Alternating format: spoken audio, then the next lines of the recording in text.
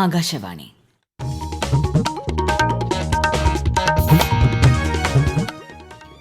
നമസ്കാരം. പ്രാദേശിക വാർത്തകൾ വായിക്കുന്നത് Seena Antony.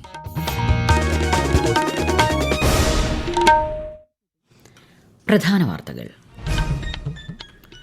Russian president Vladimir പുടിന് രാഷ്ട്രപതി ഭവനിൽ ആചാരപരമായ സ്വീകരണം. 23ാമത് ഇന്ത്യ റഷ്യ വാർഷിക ഉച്ചകോടി ഇന്ന് ന്യൂഡൽഹിയിൽ. ശീതകാല സമ്മേളനത്തിന്റെ 5ാം ദിവസമായ ഇന്ന് പാർലമെന്റിന്റെ ഇരുസഭകളിലും നടപടികൾ പുരോഗമിക്കുന്നു. സംസ്ഥാനത്ത് തദ്ദേശ തെരഞ്ഞെടുപ്പിന്റെ ആദ്യഘട്ട പരസ്യപ്രചാരണത്തിന് ഇനി 3 നാൾ കൂടി. ആദ്യഘട്ട വോട്ടെടുപ്പ് ചൊവ്വാഴ്ച. ദ്വൈമാസ ധനനയ പ്രഖ്യാപനത്തിൽ റിപ്പോ നിരക്ക് 0.5% കുറച്ച് റിസർവ് ബാങ്ക്. ശബരിമല സ്വർണ്ണ കവർച്ച കേസിൽ എഫ്ഐആറിന്റെ പകർപ്പ് ആവശ്യപ്പെട്ടുള്ള ഇഡിയുടെ അപേക്ഷ കൊല്ലം വിജിലൻസ് കോടതിയിൽ ഈ മാസം 10 പരിഗണിക്കും. ജൂനിയർ പുരുഷ ഹോക്കി ലോകകപ്പ് ക്വാർട്ടർ ഫൈനലിൽ ഇന്ന് ഇന്ത്യ ബെൽജിയം പോരാട്ടം. വാർത്തകൾ വിശദമായി. 2 ദിവസത്തെ ഇന്ത്യ സന്ദർശനത്തിനെത്തിയ റഷ്യൻ പ്രസിഡന്റ് വ്ളാഡിമിർ പുടിന് രാഷ്ട്രപതി ഭവനിൽ ആചാരപരമായ സ്വീകരണം നൽകി. രാഷ്ട്രപതി ദ്രൌപദി മുർമു, പ്രധാനമന്ത്രി നരേന്ദ്രമോദി എന്നിവർ ചേർന്ന് റഷ്യൻ പ്രസിഡന്റിനെ സ്വീകരിച്ചു. തുടർന്ന് രാജ്ഘട്ടിൽ എത്തിയ അദ്ദേഹം രാഷ്ട്രപിതാവ് മഹാത്മാഗാന്ധിക്ക് ശ്രദ്ധാഞ്ജലി അർപ്പിച്ചു. പ്രധാനമന്ത്രി നരേന്ദ്രമോദിയുമായി റഷ്യൻ പ്രസിഡന്റ് ഹൈദരാബാദ് ഹൌസിൽ കൂടിക്കാഴ്ച നടത്തി. 23ാമത് ഇന്ത്യ റഷ്യ വാർഷിക ഉച്ചകോടിയിലും ഇരു നേതാക്കളും പങ്കെടുക്കും. രാഷ്ട്രപതി ഭവനിൽ ഒരുക്കുന്ന അത്താഴ വിരുന്നിലും വ്ളാഡിമിർ പുടിൻ സംബന്ധിക്കും. ശീതകാല സമ്മേളനത്തിന്റെ 5ാം ദിവസമായ ഇന്ന് പാർലമെന്റിന്റെ ഇരുസഭകളിലും നടപടികൾ പുരോഗമിക്കുന്നു. തമിഴ്നാട്ടിലെ ക്ഷേത്രവുമായി ബന്ധപ്പെട്ട വിഷയത്തെ ചൊല്ലി DMK അംഗങ്ങൾ നടത്തിയ പ്രതിഷേധത്തെ തുടർന്ന് 12 മണിവരെ നിർത്തിവെച്ച ലോക്സഭ നടപടികൾ വീണ്ടും പുനരാരംഭിച്ചു. രാജ്യസഭയിൽ നടപടികൾ തടസ്സമില്ലാതെ പുരോഗമിക്കുകയാണ്.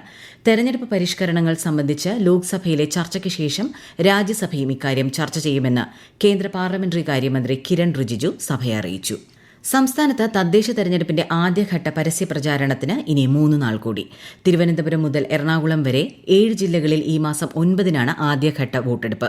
3 മുന്നണികളും തെരഞ്ഞെടുപ്പ് പ്രചാരണം കൂടുതൽ ശക്തമാക്കിയിരിക്കുകയാണ്. പ്രചാരണ ചെലവ് നിരീക്ഷിക്കാനും മാതൃകാ പെരുമാറ്റച്ചട്ടം ഉറപ്പാക്കാനും തെരഞ്ഞെടുപ്പ് കമ്മീഷനും ജാഗ്രതയോടെ രംഗത്തുണ്ട്. 2ാം ഘട്ടത്തിൽ തൃശൂർ മുതൽ കാസർഗോഡ് വരെയുള്ള ജില്ലകളിൽ 11-ന് വോട്ടെടുപ്പ് നടക്കും. 13-നാണ് വോട്ടെണ്ണൽ. തദ്ദേശ തെരഞ്ഞെടുപ്പുമായി ബന്ധപ്പെട്ട് സമ്മതിദായകർ അറിഞ്ഞിരിക്കേണ്ട പ്രധാന വിവരങ്ങൾ കൂടി ആകാശവാണി വാർത്തകളിൽ ഉൾപ്പെടുത്തുകയാണ്. ഇന്ന് വോട്ടെടുപ്പിന് ഉപയോഗിക്കുന്ന ഇലക്ട്രോണിക് വോട്ടിംഗ് മെഷീനുകളെക്കുറിച്ച് മനസ്സിലാക്കാം. ബാലറ്റ് പേപ്പറുകളിൽ നിന്ന് EVMകളിലേക്കുള്ള മാറ്റം തിരഞ്ഞെടുപ്പ് പ്രക്രിയയിൽ നടന്ന ഏറ്റവും വലിയ പരിഷ്കാരമാണെന്ന് വിശേഷിപ്പിക്കാവുന്നതാണ്. ബാലറ്റ് പേപ്പറുകൾ എണ്ണി പൂർത്തിയാക്കാൻ എടുക്കുന്ന കാലതാമസം വോട്ടെണ്ണൽ ദിവസം തിരഞ്ഞെടുപ്പ് ഫലം അറിയാനുള്ള കാത്തിരിപ്പും കൂട്ടിയിരുന്നു. എന്നാൽ ഇന്ന് വോട്ടെണ്ണൽ ദിവസം തന്നെ അധികം വൈകാതെ ഫലം അറിയാൻ സാധിക്കുന്നത് EVMകളുടെ വരവോടെയാണ്. തദ്ദേശ തിരഞ്ഞെടുപ്പിനായി ഉപയോഗിക്കുന്ന വോട്ടിംഗ് മെഷീനുകളുടെ പരിശോധന ഇതിനോടകം പൂർത്തിയായി കഴിഞ്ഞു. വോട്ടെടുപ്പിന് ഒരാഴ്ച മുൻപ് ഇവയിൽ കാൻഡിഡേറ്റ് സെറ്റിംഗ് നടത്തും. ഒരു ബാലറ്റ് യൂണിറ്റിൽ പരമാവധി 15 സ്ഥാനാർത്ഥികളുടെ പേരും ചിഹ്നവുമാണ് രേഖപ്പെടുത്തുന്നത്. 15-ലധികം സ്ഥാനാർത്ഥികൾ ഉണ്ടാവുകയാണെങ്കിൽ അധിക ബാലറ്റ് യൂണിറ്റ് സജ്ജമാക്കും. തദ്ദേശ തിരഞ്ഞെടുപ്പിൽ നോട്ട ഇല്ല എന്നതാണ് മറ്റൊരു പ്രത്യേകത. News desk, Akashvani. സംസ്ഥാനത്തെ ഏക പട്ടികവർഗ ഗ്രാമപഞ്ചായത്തായ ഇടമലക്കുടിയിൽ 41 സ്ഥാനാർത്ഥികളാണ് ഇത്തവണ ജനവിധി തേടുന്നത്. ആകെ 1803 വോട്ടർമാരുള്ള ഇവിടെ 14 വാർഡുകളും പട്ടികവർഗ വിഭാഗത്തിനായി സംവരണം ചെയ്തിരിക്കുന്നു. ആകാശവാണി ഇടുക്കി ജില്ലാ പ്രതിനിധി രതീഷ് കൃഷ്ണ തയ്യാറാക്കിയ റിപ്പോർട്ട്. ഇടമലക്കുടി പഞ്ചായത്തിൽ 20 സ്ത്രീകളും 21 പുരുഷന്മാരും മത്സരരംഗത്തുണ്ട്. 7 വാർഡുകൾ വനിതാ സംവരണമാണ്. 14 പോളിംഗ് ബൂത്തുകളിലായി 56 പോളിംഗ് ഉദ്യോഗസ്ഥരെയാണ് ഇവിടെ നിയോഗിച്ചിട്ടുള്ളത്. 2010-ലാണ് ഇടമലക്കുടി പ്രത്യേക ഗ്രാമപഞ്ചായത്തായി രൂപീകരിക്കപ്പെട്ടതും തെരഞ്ഞെടുപ്പ് ആരംഭിച്ചതും. പ്രതികൂല കാലാവസ്ഥ കണക്കിലെടുത്ത് പ്രവർത്തനങ്ങൾ ഏകോപിപ്പിക്കാൻ 7 സെക്ടറൽ അസിസ്റ്റന്റുമാരെ നിയോഗിച്ചു. കൂടാതെ സുരക്ഷ ഉറപ്പാക്കാൻ താൽക്കാലിക ഫെൻസിംഗും വനംവകുപ്പിലെ RRTയുടെ സേവനവും ഉറപ്പാക്കിയിട്ടുണ്ട്. അതേസമയം രാജ്യത്ത് SIR 2ാം ഘട്ടത്തിന്റെ ഭാഗമായി ഇതുവരെ വിതരണം ചെയ്ത എന്യൂമറേഷൻ ഫോമുകളുടെ എണ്ണം 50,97,00,000 കവിഞ്ഞതായി കേന്ദ്ര തെരഞ്ഞെടുപ്പ് കമ്മീഷൻ അറിയിച്ചു. 2ാം ഘട്ടത്തിൽ ഉൾപ്പെട്ട 51 കോടി സമ്മതിദായകരുടെ 99.83%. സംസ്ഥാനത്ത് ഡിജിറ്റൈസ് ചെയ്ത SIR ഫോമുകളുടെ എണ്ണം 2,61,50,55,000 അടുക്കുന്നതായി മുഖ്യ തെരഞ്ഞെടുപ്പ് ഓഫീസർ രത്തൻ യു കേൽക്കർ. ഇത് മൊത്തം വിതരണം ചെയ്ത ഫോമുകളുടെ 93.91%. ഫോമുകൾ സ്വീകരിക്കുന്നതിനും അപ്ലോഡ് ചെയ്യുന്നതിനുമായി സജ്ജമാക്കിയിട്ടുള്ള ക്യാമ്പുകൾ ഇന്നും തുടരും. തീവ്ര വോട്ടർ പട്ടിക പരിഷ്കരണത്തിന്റെ ഭാഗമായി തൃശൂർ ജില്ലയിൽ 99.87% എന്യൂമറേഷൻ ഫോമുകൾ വിതരണം ചെയ്തതായി ജില്ലാ കളക്ടർ അർജുൻ പാണ്ഡ്യൻ ആകാശവാണി വാർത്തകളോട് പറഞ്ഞു. ജില്ലയിൽ പൊതുജന പങ്കാളിത്തം മികച്ച രീതിയിൽ ഉണ്ടായെന്നും അദ്ദേഹം വ്യക്തമാക്കി.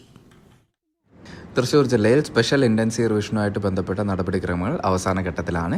അതിൽ 99.87% വോട്ടർമാർക്കും BLOമാർ എന്യൂമറേഷൻ ഫോം വിതരണം ചെയ്തിട്ടുള്ളതാണ്. അതിൽ 94% വോട്ടർമാരുടെ ഫോമുകൾ തിരികെ കളക്ട് ചെയ്തിട്ടുള്ളതും BLO ആപ്പ് വഴി ഡിജിറ്റൈസ് ചെയ്തിട്ടുള്ളതുമാണ്. പ്രത്യേകമായിട്ടുള്ള ക്യാമ്പുകൾ സംഘടിപ്പിച്ചും വോളണ്ടിയേഴ്സിൻ്റെയും റവന്യൂ ഉദ്യോഗസ്ഥരുടെയും സഹായത്തോടു കൂടിയിട്ടാണ് ഈ പ്രവൃത്തികളെല്ലാം ചെയ്തിട്ടുള്ളത്. തീവ്ര വോട്ടർ പട്ടിക പരിഷ്കരണത്തിൽ 98.58% പ്രവർത്തനങ്ങൾ പൂർത്തീകരിച്ച് കാസർഗോഡ് ജില്ല സംസ്ഥാന തലത്തിൽ ഒന്നാം സ്ഥാനത്തെത്തി. 10,62,981 എന്യൂമറേഷൻ ഫോമുകൾ ഡിജിറ്റൈസ് ചെയ്താണ് ഈ നേട്ടം കൈവരിച്ചത്. 98.53% പ്രവർത്തനങ്ങൾ പൂർത്തിയാക്കിയ വയനാട് ജില്ലയാണ് രണ്ടാം സ്ഥാനത്ത്. തിരുവനന്തപുരത്തേക്ക് വഴിതിരിച്ചുവിട്ട Doha Kochi Air India Express വിമാനം കൊച്ചിയിലേക്ക് മടങ്ങി. മോശം കാലാവസ്ഥയെ തുടർന്നാണ് കൊച്ചിയിൽ ഇറക്കാതെ വിമാനം രാവിലെ തിരുവനന്തപുരത്തേക്ക് തിരിച്ചുവിട്ടത്. ഡൽഹി വിമാനത്താവളത്തിൽ നിന്ന് പുറപ്പെടുന്ന ഇൻഡിഗോ ആഭ്യന്തര വിമാന സർവീസുകൾ ഇന്ന് അർദ്ധരാത്രി വരെ റദ്ദാക്കി. മറ്റെല്ലാ വിമാന കമ്പനികളുടെയും പ്രവർത്തനങ്ങൾ ഷെഡ്യൂൾ ചെയ്തതുപോലെ തുടരും. യാത്രാ തടസ്സം നീക്കുന്നതിനും അസൌകര്യങ്ങൾ ലഘൂകരിക്കുന്നതിനും ആവശ്യമായ പ്രവർത്തനങ്ങൾ ആരംഭിച്ചതായി അധികൃതർ അറിയിച്ചു. ഈ വാർത്തകൾ ആകാശവാണിയിൽ നിന്ന്. ആകാശവാണി വാർത്തകളും വാർത്താധിഷ്ഠിത പരിപാടികളും all India radio news Thiruvananthapuram YouTube ചാനലിലും all India radio news Thiruvananthapuram Facebook പേജിലും AR News_ തിരുവനന്തപുരം ഇൻസ്റ്റഗ്രാം അക്കൌണ്ടിലും AR News_TVM X ഹാൻഡിലും ലഭ്യമാണ്. റിസർവ് ബാങ്കിന്റെ ദ്വൈമാസ ധനനയം പ്രഖ്യാപിച്ചു. റിപ്പോ നിരക്ക് 25 ബേസിസ് പോയിന്റ്സ് കുറച്ച് 5.25%. തീരുമാനം 6 അംഗ കമ്മിറ്റി ഏകകണ്ഠമായി അംഗീകരിച്ചതായി RBI ഗവർണർ സഞ്ജയ് മൽഹോത്ര അറിയിച്ചു. ഭവന വാഹന വായ്പകളിൽ ഈ നിരക്ക് പ്രതിഫലിക്കുമെന്നാണ് വിലയിരുത്തൽ.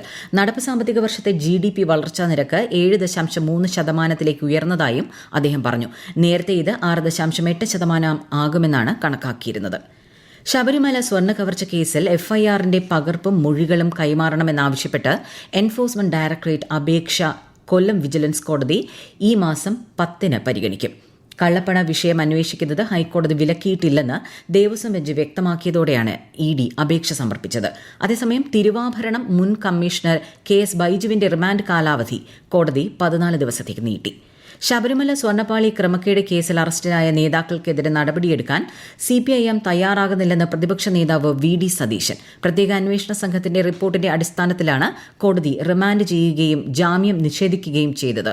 എന്നിട്ടും ഇവർക്കെതിരെ നടപടിയെടുക്കാത്തത് ജനങ്ങളോടുള്ള വഞ്ചനയാണെന്ന് പ്രതിപക്ഷ നേതാവ് ആരോപിച്ചു. Thiruvithamkoor Devaswom board president K. ജയകുമാറിനെ തൽസ്ഥാനത്ത് നിന്ന് അയോഗ്യനാക്കണമെന്നാവശ്യപ്പെട്ട് മുതിർന്ന IAS ഉദ്യോഗസ്ഥൻ B. അശോകിന്റെ ഹർജി തിരുവനന്തപുരം പ്രിൻസിപ്പൽ ജില്ലാ കോടതി ശ്രീ ജയകുമാറിന് മുതിർന്ന സർക്കാർ ഉദ്യോഗസ്ഥർക്കും അടുത്ത മാസം 15 ഹാജരാകാൻ നോട്ടീസ് അയച്ചിട്ടുണ്ട്. സർക്കാർ സേവനം അനുഷ്ഠിക്കുന്ന ശ്രീ ജയകുമാറിന് തിരുവിതാംകൂർ കൊച്ചി ഹിന്ദുമത സ്ഥാപന നിയമപ്രകാരം ദേവസ്വം ബോർഡ് പ്രസിഡന്റ് സ്ഥാനം വഹിക്കുന്നതിന് നിയമപരമായി വിലക്കുണ്ടെന്ന് ചൂണ്ടിക്കാട്ടിയാണ് ഹർജി. ജൂനിയർ പുരുഷ ഹോക്കി ലോകകപ്പ് ക്വാർട്ടർ ഫൈനലിൽ ഇന്ത്യ ഇന്ന് ബെൽജിയത്തെ നേരിടും. രാത്രി 8 മണിക്ക് ചെന്നൈയിലാണ് മത്സരം. രാജ്യത്തെ ഓഹരി വിപണികളിൽ നേട്ടം. ബോംബെ ഓഹരി സൂചിക സെൻസെക്സ് 308 പോയിന്റ് ഉയർന്ന് 85,578-ലും നിഫ്റ്റി 94 പോയിന്റ് ഉയർന്ന് 26,132-ലും വ്യാപാരം പുരോഗമിക്കുന്നു.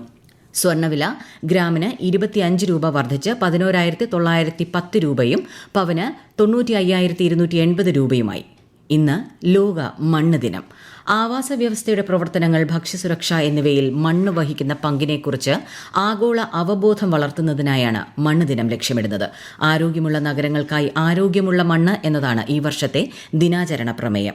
ജൈവ വൈവിധ്യത്തെ സംരക്ഷിക്കുന്നതിലൂടെ സുസ്ഥിര ഭാവി ഉറപ്പാക്കണമെന്ന് കേന്ദ്രമന്ത്രി നിതിൻ ഗഡ്കരി ആശംസാ സന്ദേശത്തിൽ പറഞ്ഞു. പ്രധാന വാർത്തകൾ വീണ്ടും. റഷ്യൻ പ്രസിഡന്റ് വ്ളാഡിമിർ പുടിന് രാഷ്ട്രപതി ഭവനിൽ ആചാരപരമായ സ്വീകരണം. 23ാമത് ഇന്ത്യ റഷ്യ വാർഷിക ഉച്ചകോടിയിൽ ഇന്ന് ന്യൂഡൽഹിയിൽ. ശീതകാല സമ്മേളനത്തിന്റെ 5ാം ദിവസമായ ഇന്ന് പാർലമെന്റിന്റെ ഇരുസഭകളിലും നടപടികൾ പുരോഗമിക്കുന്നു. സംസ്ഥാനത്ത് തദ്ദേശ തെരഞ്ഞെടുപ്പിന്റെ ആദ്യഘട്ട പരസ്യ പ്രചാരണത്തിന് ഇനി 3 നാൾ കൂടി. ആദ്യഘട്ട വോട്ടെടുപ്പ് ചൊവ്വാഴ്ച.